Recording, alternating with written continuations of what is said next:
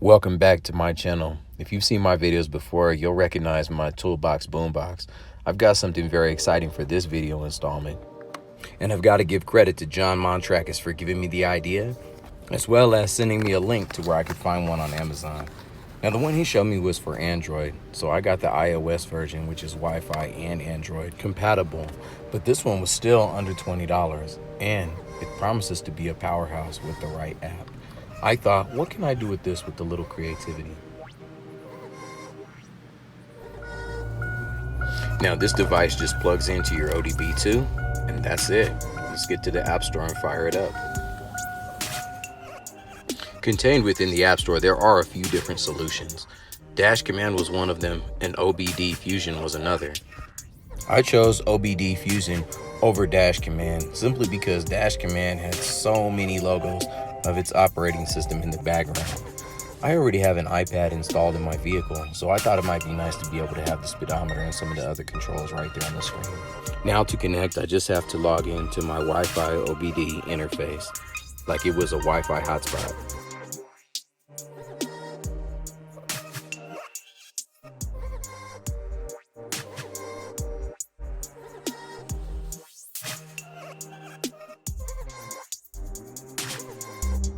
Back in the app with the connection established, there's just a little bit of setup remaining, and I'll be able to see how this thing interfaces with the PCM and the Blazer.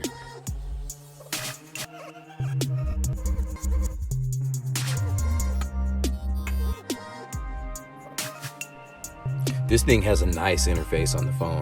I'm able to see a bunch of different gauges that they call dashboards, and I'm able to swipe through them left or right to decide which one I'd like to display the most.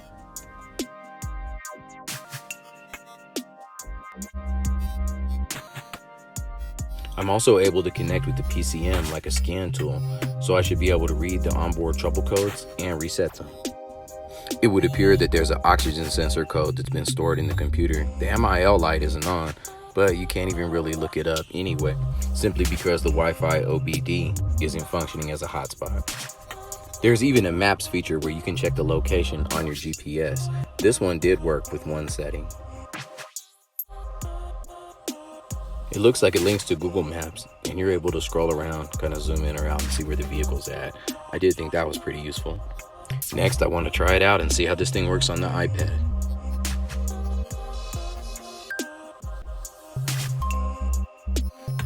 The connection was pretty much the same. You just log into it like it's a Wi-Fi hotspot, set up the same information about the vehicle, and you're off to the races. I might want to add that this is a first generation iPad mini. It still functions great, but it's on iOS 9, so not every app in the App Store is compatible anymore. Nice, same dashboard display as it was on the phone, and it's even bigger, so it looks great. In any other app, you get a blue bar at the top so that you can quickly get back to your dashboard display. It will auto-hide in full screen mode, so that way it's not an impairment to the video that you're watching or a distraction. And any tap on that blue bar takes you right back into the OBD app, right where you left off, so you can see your dashboards. There's a few different dashboard displays to choose from, and with a little bit of patience, you can even create your own. You have to go through some setup in order to be able to make them work the way you want, but it didn't really seem like it was that difficult. OBD Fusion offers really granular settings. I'm not sure if that's available in Dash Command or not. Anyway, this is a screenshot of a standalone engine performance tool that I found. I'm going to see if I can duplicate the way it looks and the way it works in order to be able to use it on the iPad. So after staying in the menus like I was playing a video game, this is what I was able to come up with. I know it's not a perfect match, but it works really well and it looks good. I'm super impressed. OBD Fusion ties right into the throttle position sensor, the tach signal, and it tells me my fuel rate right on the screen. I was blown away.